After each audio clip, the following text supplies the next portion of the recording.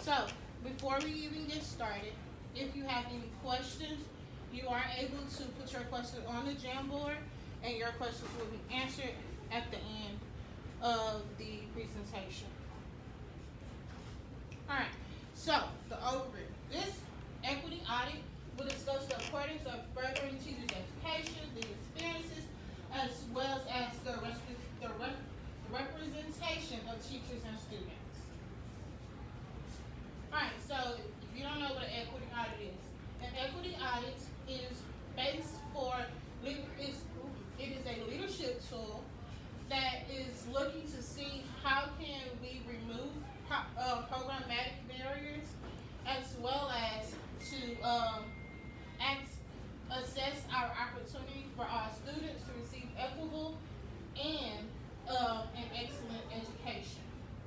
So the goal for this equity audit is to identify institutional practices. Alright, so how did I conduct this equity audit?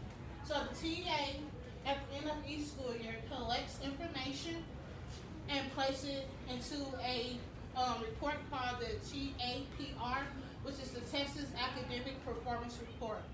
As well as some of this information came from administration and Ms. Hawkins. Alright, so now let's get a little bit deeper. Teacher education.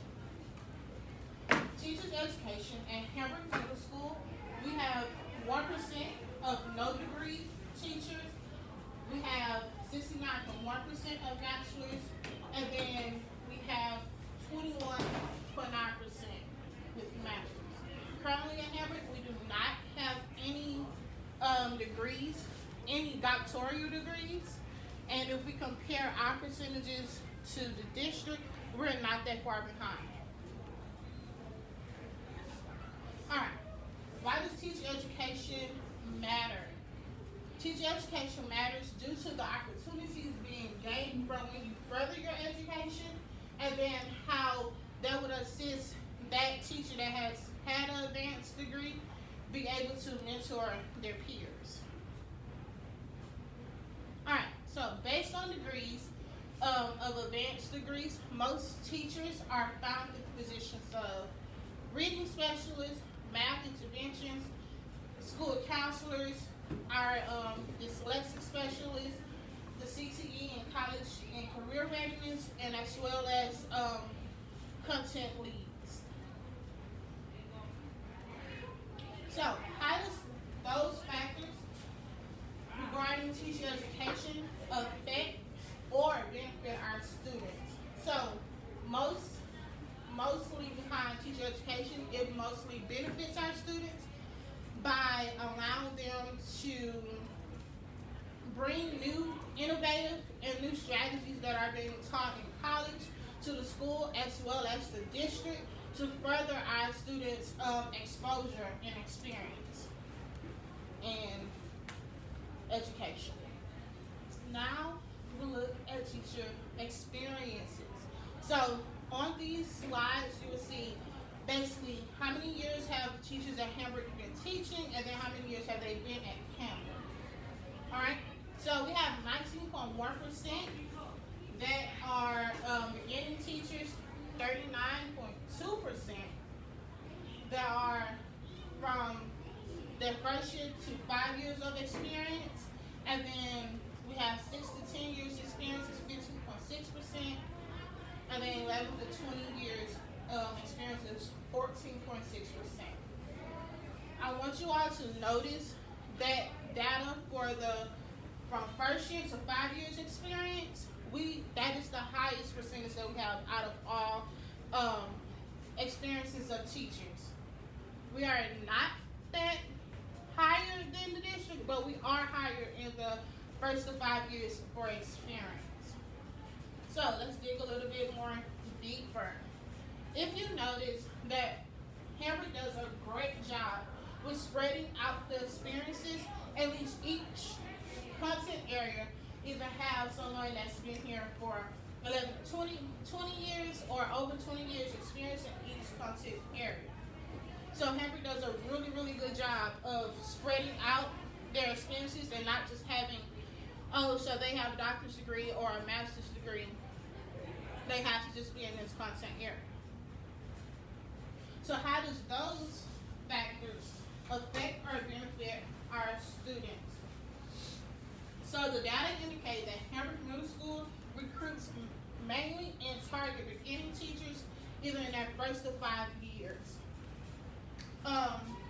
This may impact the students negatively as well as positive. Negatively, most novice teachers has a gap in between teaching and then actually accessing and implementing the assignments.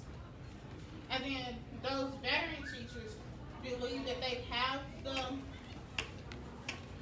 answer to the problem, which there are new involving ways of teaching.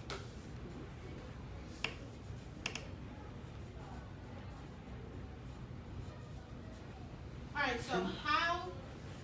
Can you repeat what you just said? I'm sorry. Okay, I repeat it once I get it. Okay. Okay, because I'm gonna say it again. Okay. So for our novice teachers, to order to close that gap of them implementing and assessing their work, as our veteran teachers need to actually do an extensive mentorship, not just, okay, I'm your mentor, so we're gonna do this, but give them skills and implementation that you have used, or you're gonna allow them to come into your classroom to model, or for you to model for them. And what section did you need me to repeat? Well, you said that experienced teachers need something. You went. So veteran teachers currently, most veteran teachers believe that they have the answer to it, but there are new involving ways that education is being taught. New skills and strategies that are being taught. Okay. Okay. So now let's look at the teacher mobility. So this breaks it out even more. If you notice up there on the screen, only 2 teachers, teacher 7 and teacher 8, has been here for 6 years. The rest of them only have been here from 1 year to 4. So how does this affect or benefit our students? Due to the refreshing of the environment, a new principal, and then as well as COVID coming in, that is the reason behind that most teachers that are at Hambrick right now are in the beginning of their first and 5 years of teaching.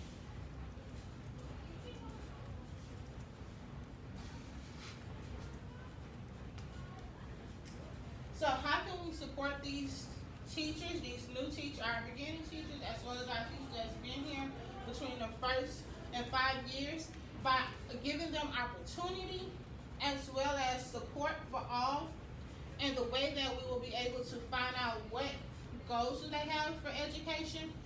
We will do more surveys to make sure that we are fulfilling their needs so that we can have a high retention rate. Because right now our retention rate is low. Because most from the data being shown, it's only once they hit their 6 years, they usually are moving on to another school in Aldine or another district. And if they are really good teachers, we don't want to lose them. Make sure that we're giving opportunities to those teachers. All right, teacher ethnicity as well as students ethnicity. Currently at Hambrick, there is 44.2% of African American teachers, 25.7% of Hispanic teachers, 24.9% of white teachers, and then we currently do not have any American Indians, and then 5.2% of Asian, and then no Pacific Islanders. Now, our students, there are only 7.2% of African American students that were enrolled in the years of 2020 and the year of 2021. There are 89.9% of Hispanic, and then 2.6% of white, and then 0.1% of American Indian, and then 1% for Pacific Islanders.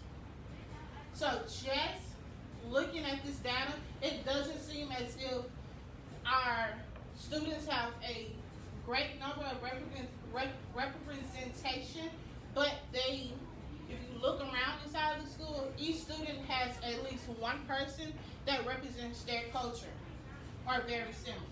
So that's a good thing. You just can't look at, oh my God, our African American population is low, but we have more African American teachers than Hispanic teachers. We have to look at, okay, is everyone being represented inside of the school?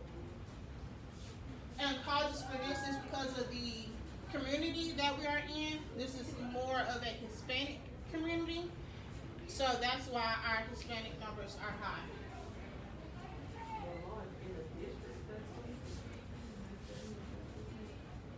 Yeah.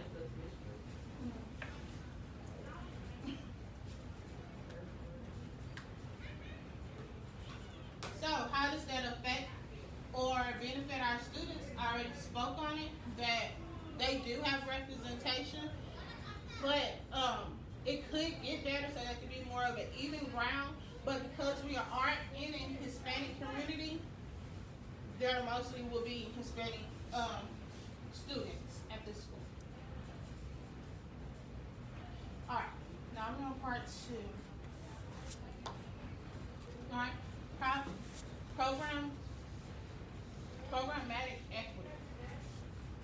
So this section is looking at students that are in special education, as well as the gifted and talented by our bilingual and ESL students, and then as well as discipline. Discipline will be on the next slide.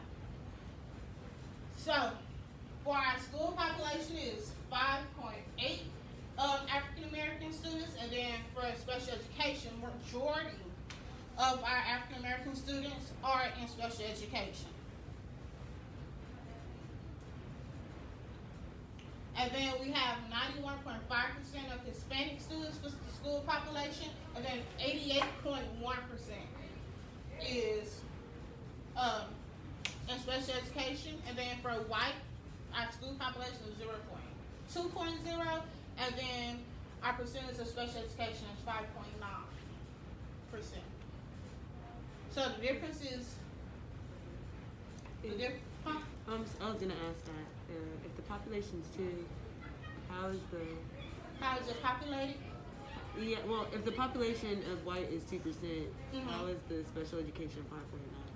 So the difference is from our school population, and then from the full special education. So some students are identified as white, but aren't white. That makes sense.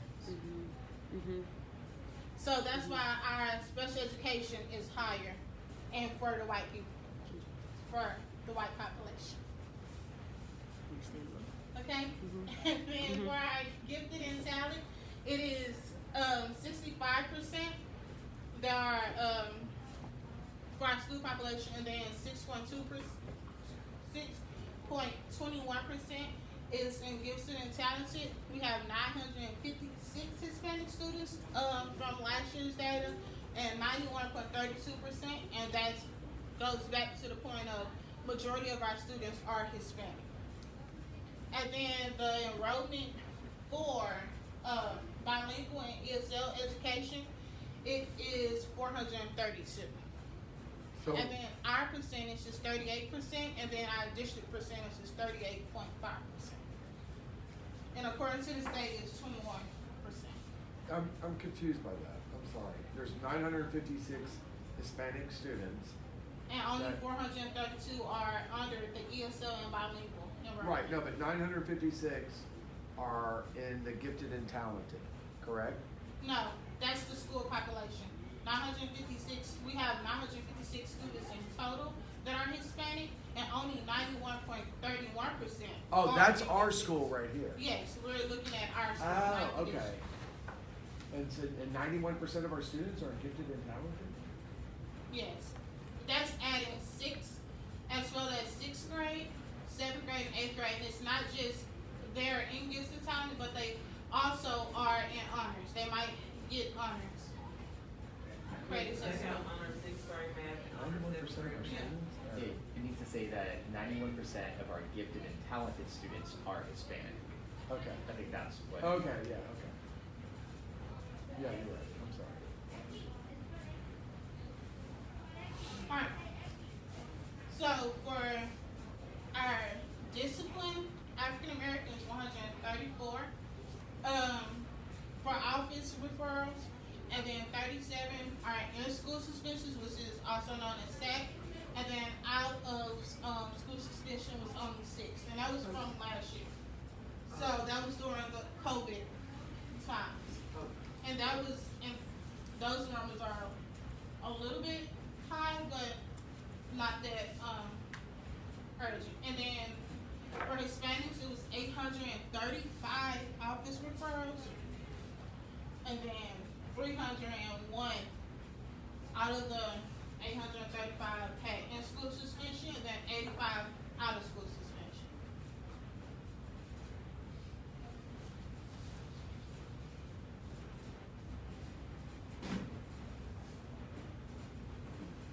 Alright, so regarding the gifted and talented, as well as the bilingual program, which is our AEA program, teachers have to recommend those students to be able to be tested in order to get into those programs.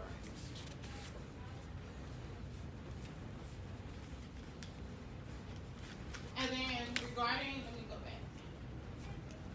And then regarding the populations for special education, according to the law, they cannot be out of class for a certain amount of time.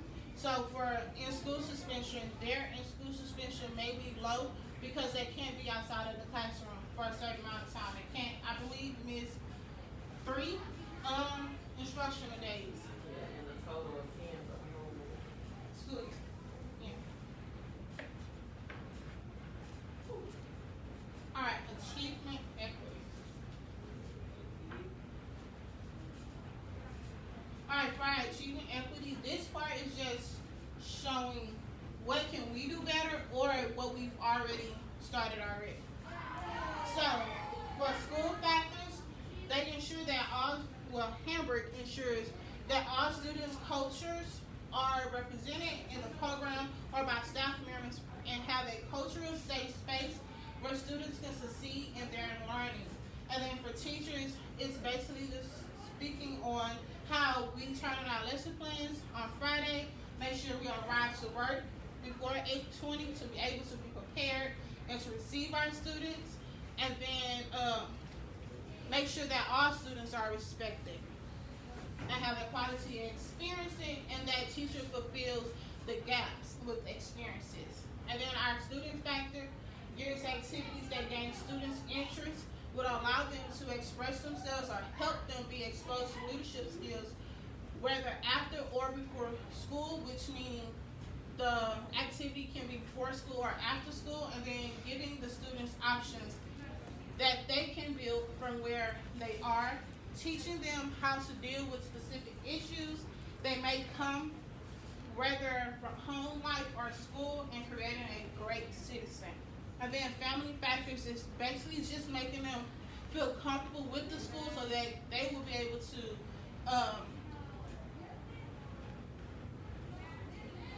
be a support to their students' education. Alright, so for our external student factors is that 90% of students are Hispanic, 6% is African American, and 4% are other, and this is more recent information. And then this factor has affected the culture of the school due to diversity. Students need an equal amount of variety in the school so that all students may feel welcome. And then for our family factors is making sure that we are giving out those resources and not keep them because of our language barriers, and then as well as give them access to our wraparound services. And then for the community, it's ways that Hambrick can go out to the community and receive help from the community is having free health fairs and receiving in-kind donations, being a place where the community members would say that they are kind and they hear us, to gain more community volunteers so that students see their community in the school, and then most teachers do not live near the school. Alright, so let's put data into action. Alright, so we're going to start off with Hambrick's mission and vision statement so that we can be able to have our actions connect with our mission and vision statement. So Hambrick Middle School will provide inclusive, rigorous learning experience that allows scholars to gain knowledge and skills necessary to propel their success through high school, college, and beyond. Our vision statement is Hambrick Middle School scholars will receive an exponential education that will catapult them to success. And then here's Aldine's vision and mission.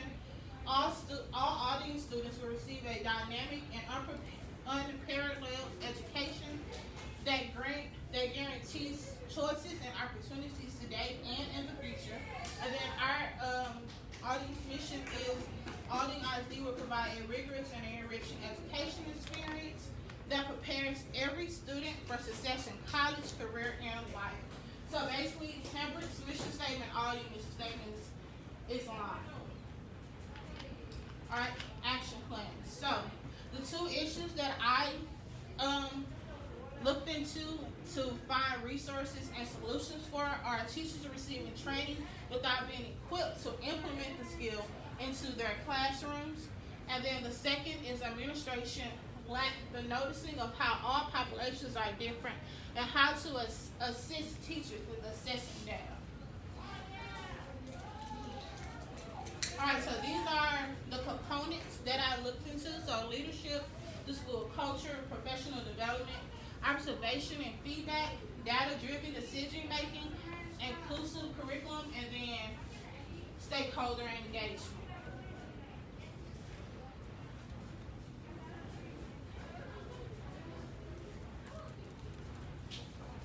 Alright, so you have your paper copy. On that paper copy, in the back, those last 10 to 15 sheets is my action plan. So for my action plan for leadership, I know it's not color coded like it is on the actual electronic one. So for the first part, which is what was at the top, my first priority for leadership was the strength that we have at Hambrick is that administration does an excellent job by providing professional staff with different pieces of training that are offered by the district, and then the needs are teachers require the training piece that allows teachers to use the new skills learned in the classroom. So basically, the way that we will be able to fix and as well as to strengthen that piece is by implementing the skills into the classroom. So whether the lead of that subject area or the skills specialist, well now known as instructional specialist, will go in, help that teacher that seems as if they are lacking in that area. They will model a lesson. Well, first they will plan the lesson together. Then that teacher will model a lesson for the teacher as well as the student so that the students are able to give feedback and as well as the teachers are getting feedback as well. Once that happens, maybe 2 to 3 days after or that next week, that instructional specialist come back in or they leave or administrator comes back in, see that teacher model it and actually teach that part of the lesson or using that skill, and then they give them feedback so that they can have a collaborative planning and as well as making sure that that skill fits their students' population and their students' learning styles. And then for our second one is administration lack the noticing of how all populations are different and how to assess teachers with assessing data. So, ways that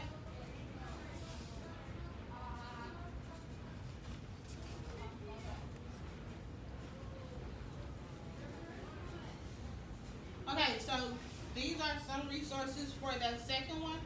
Is making that Hambrick actually puts out a data chart that have our current state, our ideal state, and then our future state. And this will be in the hallways. So it will be 6th grade reading, 6th grade math, and then 6th grade social studies and science all on one chart of what the current state that we are all in for each subject level, the ideal state that we are all in, and then as well as the future state that we would like to be at. And that will go for each grade level for 6th, 7th, and 8th grade.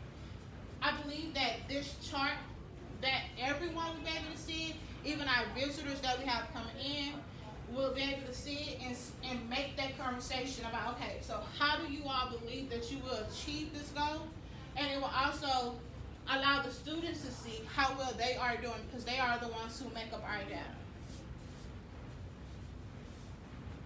And then some issues that might come with showing this data is some teachers might feel as if it's not effective, or they may feel as if stressed out because their data is up around the school. And then to incorporate our stakeholders for both issues, for implementing, and then as well as for data, so that we can be able to assess all populations, is having town hall meeting. And we can either use this time when we have our staff work days, as well as those staff meetings after school, so that the teachers will be able to voice their opinion and how we believe that we can help the school rise to our future state. So, what did I learn through this whole journey of getting this information?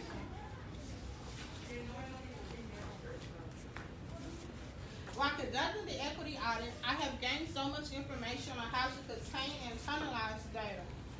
And what might seem like an issue when working every day is not. When dissecting the audit and data for Hambrick Middle School, I noticed that most of our lack of students' performance and lack of teachers' retention rate had root causes such as implementing new skills and strategies, which caused the classroom management to not be present and student discipline being high. As well as student performance regarding data, not all stakeholders are aware or don't know how to internalize data, which causes teachers and students to overanalyze and stress because data between populations are not the same.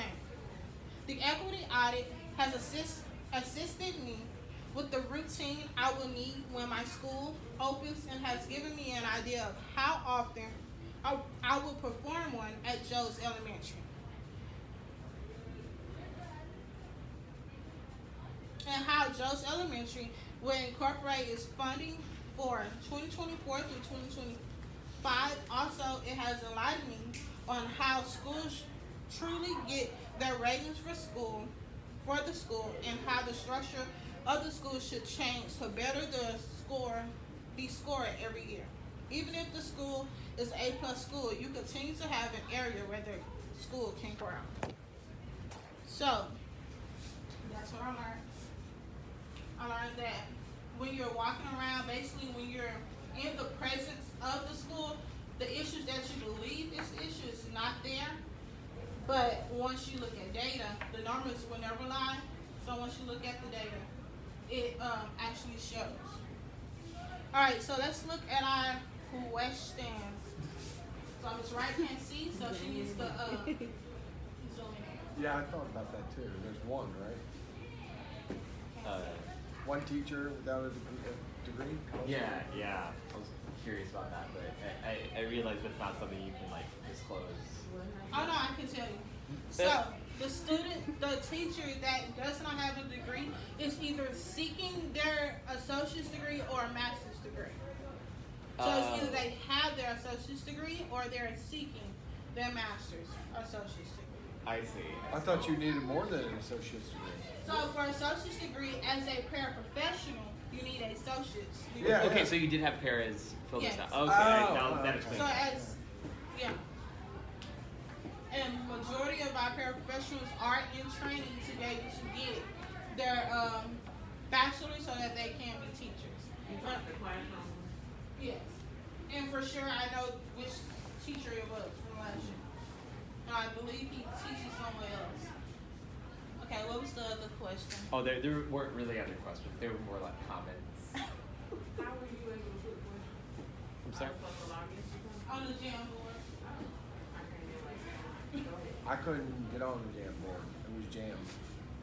Do anyone else have any questions? How much of this data did you get from Aldine? Because Aldine provides a lot of that data itself. So Aldine doesn't provide this data. It's actually from the Texas agency. Yes. Oh, because if you go on Aldine ISD, they have the data, And but it's they from don't. the Texas agency. And that's what I was wondering. They probably don't do that. They probably take it from somewhere else. Yeah. Which is what I said at the beginning Yeah. of how I conducted it. It's the TEA actually has it, and then they put it into a TAPR, which is the Right. Texas Academic Performance Reports. And this report goes even further than what I presented. This report has literally Yeah. from when they were in kindergarten all the way to college to see how has Hambrick equipped our students to. Is there any way of telling the percentage of the parents' education? You said, is there any percentage of? No, is there any way to tell the percentage of the education of parents? at No, all? so when I stated in here, inside of, you go all the way down to the achievement